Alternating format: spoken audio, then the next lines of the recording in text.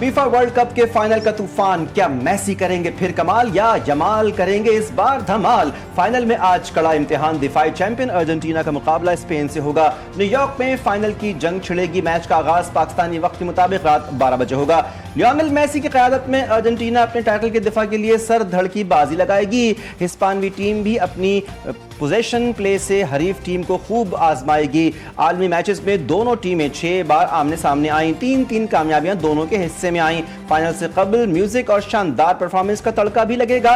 आलमी शोहरत याफ्ता फनकार टॉम क्रूज, लोरा पाउसिनी, Nicol श्रिजिंगर, Ruby Williams, ISEER speed समेत दीगर मारूफ शख्सियात फनकार परफॉर्म करेंगे।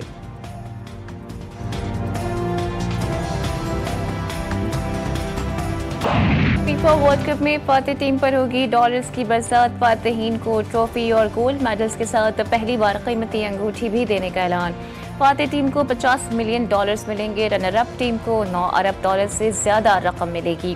पहली बार फातेह टीम को खुसूसी अंगूठी भी दी जाएगी। फीफा का कहना है कि इनमें से 30 रिंग्स फातेह टीम के खिलाड़ियों और ऑफिशियल्स के लिए मखसूस होंगी।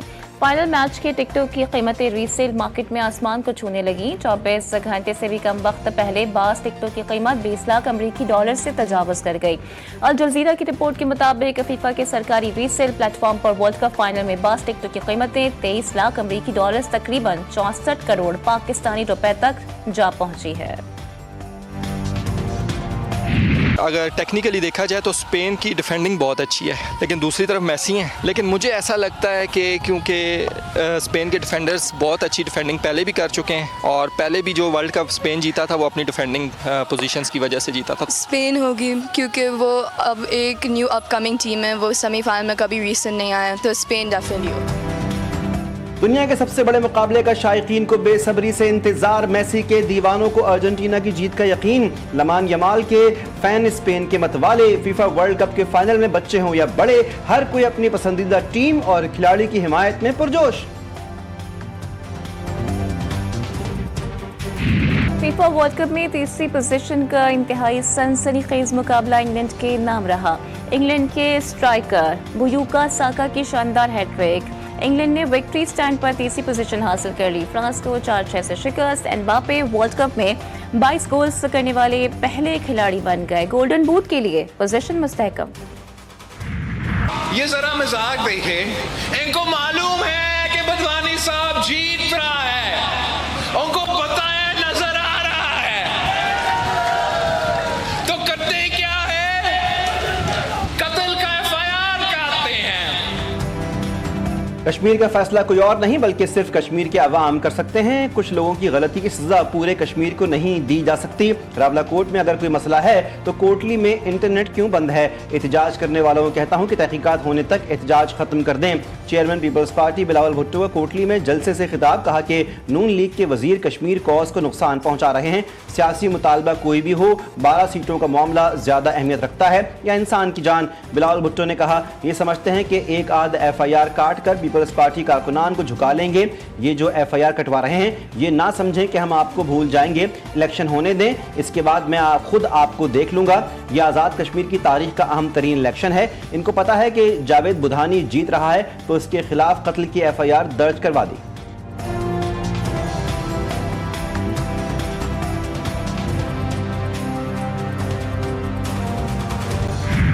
अमेरिका के ईरान पर मुसलसल हमले। ईरान की ड्रोन और मिसाइल साइट्स दिफाई तंसीबात को निशाना बनाया गया। सेंटकॉम का कहना है कि उर्दन में अमेरिकी फोर्सेस पर हमला करने वालों को भी निशाना बनाया गया। सीरिया, बंदर अब्बास और जजीरा क़श्म में धमाकों की आवाज़ें। ईरान ने खित्ते में अमरीकी अड्डों को निशाने पर रख लिया। कुवैत और उर्दन में अमरीकी फौजी अड्डे पर हमले। उर्दन में मवाफिक सालती एयरबेस पर ईरानी मिसाइल हमले में 2 अमरीकी फौजी मारे गए। अमरीकी फौज के अल उदैरी कैंप में मौजूद असलहा गोदाम अलिया सालेम एयरबेस पर नस्ब पेट्रियट रडार और फिजाई निगरानी के रडार को निशाना बनाया गया। हमले के बाद कुवैत में एक मकाम पर धुआं उठने की फुटेजेस सामने आ गईं। 28 फरवरी से अब तक ईरान के जवाबी हमलों में 16 अमरीकी फौजी हलाक। अमरीकी अखबार न्यूयॉर्क टाइम्स की तस्दीक रिपोर्ट के मुताबिक अमरीकी हुक्काम ने कहा है कि ईरान ने गुज़श्ता 5 रोज़ के दौरान उर्दन में अमरीकी अफवाज पर 4 बड़े हमले किए। किंग फैसल एयरबेस पर ईरानी हमले में कम से कम 5 अमरीकी एहलकार जख्मी हुए। मशरिकी उर्दन में एक अड्डे पर खड़े अमरीकी ब्लैक हॉक हेलीकॉप्टर में से मुताद्दिद को शदीद नुकसान पहुंचा। एक और हमले में मौफिक अल सल्ती एयरबेस पर बंकरों में पनाह लेने वाले तकरीबन 20 अमरीकी फौजी जख्मी हुए। ईरान के जवाबी हमले में अमरीकी फौजियों की हलाकतें, अमरीकी सदर का गम और गुस्से का इजहार। ट्रंप ने कहा कि ये इंतहाई अफसोसनाक है, सूरत हाल पर बेहद दुख है। ईरान के हाथों 2 अजीम अमरीकी फौजी मारे गए। ईरान को धमकी दी कि अमरीकी हमले पहले के मुकाबले में ज़्यादा शदीद होंगे। ईरान को हरगिज़ जौहरी हथियार बनाने की इजाज़त नहीं दी जाएगी। अमरीकी वज़ीर जंग पीट हेग्सेट का कहना है कि अमरीकी फौजियों की हलाकत से हमारे हौसले मजबूत होंगे। ईरान से अमरीकी फौजियों का इंतकाम भरपूर अंदाज में लिया जाएगा।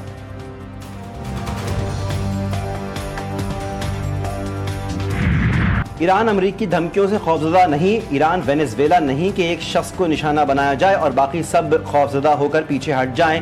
ईरानी वज़ीर ख़ारजा अब्बास इराक़ची का 2 टूक पैगाम। कहा कि अमेरिका ने 2 बड़ी गलतियां की। पहली ये कि उसने जंग शुरू की, दूसरी ये कि ईरानी मुज़ाहमत की क़ुव्वत का दुरुस्त अंदाज़ा नहीं लगाया। इसराइल का ख्याल था मुख्तसर हमले के जरिए ईरान को मुकम्मल तौर पर मफलूज कर देगा, ऐसा ना हो सका और बिलाखिर इसे जंग रोकने पर मजबूर होना पड़ा।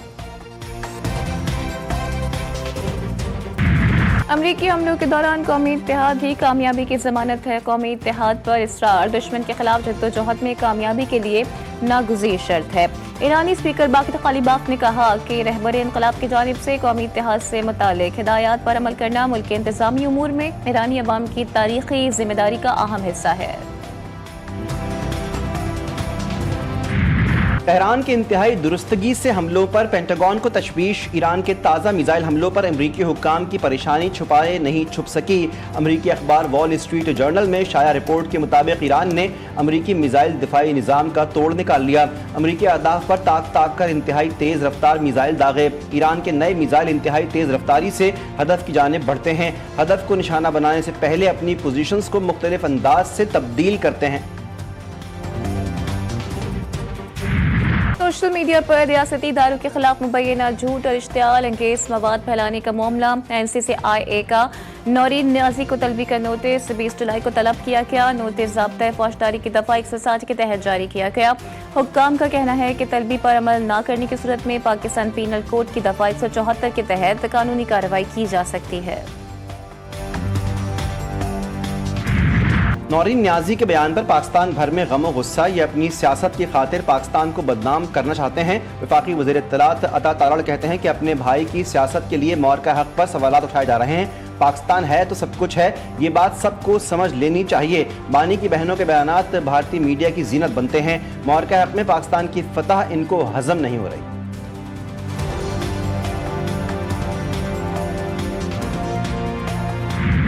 नौरीन न्याजी का बयान सोची समझी मनसूबाबंदी है। साबित हुआ ये पाकिस्तान मुखालिफ प्रॉक्सीज हैं। वज़ीर मुमलिकत बराए दाखिला दलाल चौधरी की गुफ्तगू। वफाकी वज़ीर तारिक फजल चौधरी का कहना है कि मार्का हक से मुतालिक नौरीन न्याजी का बयान अफसोसनाक है।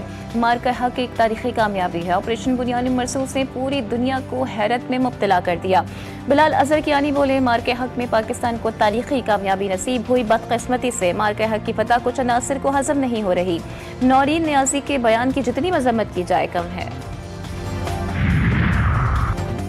नायब वज़ीर आज़म इसहाक़ डार से नेशनल पार्टी के सदर डॉक्टर अब्दुल मालिक बलोच की मुलाकात। बलूचिस्तान की सूरत हाल, तरक्याती उमूर और अवामी मसाइल पर तबादला ख्याल। इसहाक़ डार ने कहा कि वफाकी हुकूमत बलूचिस्तान के अवाम के मसाइल के हल के लिए पुरज़्म है। सूबे की खुशहाली और तरक्की आईने पाकिस्तान के दायरे कार में यकीनी बनाए जाएगी।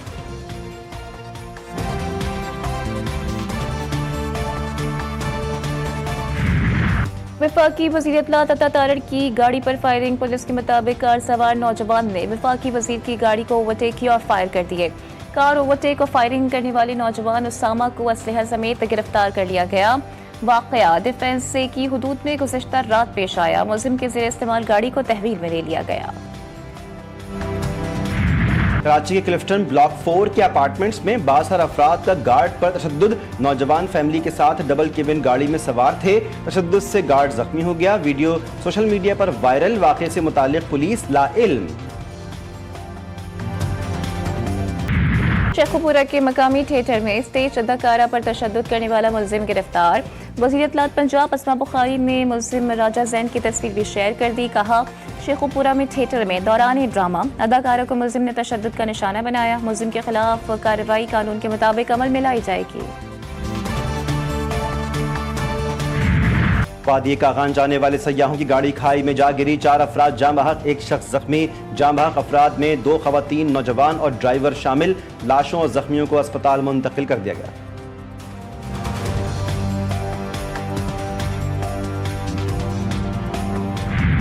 कराची में मंगोपी रोड पर कायम निजी हाउसिंग सोसाइटी में घर के बाहर से 2 साल बच्चा अगवा।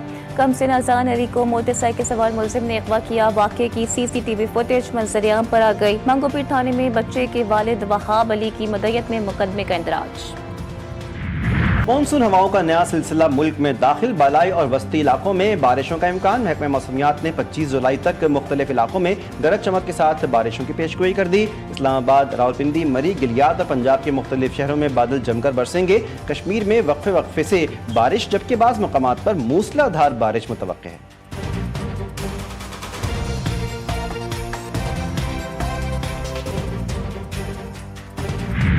DGISPR की समर कैंप 2026 में शरीक तलबा के साथ खुसूसी नशिस्त। कौमी सलामती दहशतगर्दी चैलेंजेस पर रोशनी डाली। तलबा और तालिबात का कहना था कि हमें पाकिस्तान को दरपेश दाखिली और बैरूनी सिक्योरिटी चैलेंजेस से मुतालिक मौसर आगाही हासिल हुई। बलोचिस्तान में फितनतुल हिंदुस्तान, फितनतुल खवारिज की दहशतगर्दी के नापाक किरदार से मुतालिक आगाह किया गया। मौजूदा दौर में गलत मालूमात और प्रोपेगेंडा तेजी से फैल रहा है। दहशतगर्दी के खिलाफ पूरी कौम पाक अफवाज के शाना बशाना खड़ी है।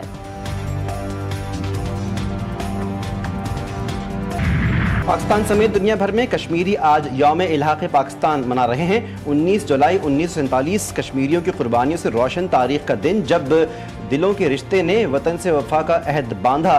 भारत के जुल्म सितम के साए में भी आज़ादी का चिराग बुझ न सका। तीसरी नस्ल भी पाकिस्तान के साथ इल्हाक़ और हक़ खुद इरादियत के वादे पर कायम है।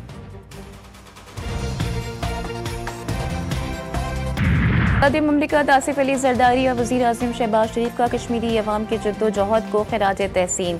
यौम इल्हाक़ के मौके पर अपने पैगाम में सदर आसिफ अली जरदारी ने कहा कि जम्मू और कश्मीर का तनाज़ा अक़वाम मुत्तहिदा की करारदादों के मुताबिक हल होना चाहिए। यौम इल्हाक़ के पाकिस्तान कश्मीरी अवाम की तारीख़ी उमंगों की याद दिलाता है। वज़ीर आज़म शहबाज शरीफ ने कहा कि मुत्तफ़क़ा करारदाद बर सग़ीर की तारीख़ के एक फैसलाकुन मरहले पर जम्मू और कश्मीर के मुसलमानों की इज्तिमाई सियासी उमंगों की आइनादार थी। वफाकी वज़ीर दाखिला मोहसिन नकवी और वज़ीर आला पंजाब का भी यौम इल्हाक़ पाकिस्तान पर कश्मीरियों का ज़बरदस्त खिराज तहसीन। और लेजेंडरी अदाकार नदीम बेग 85 बरस के हो गए। शबनम के साथ सुपरहिट जोड़ी बनाई, कई गीत गाए और फन के एतराफ़ में सितारा इम्तियाज़ और हिलाल इम्तियाज़ से नवाजे गए।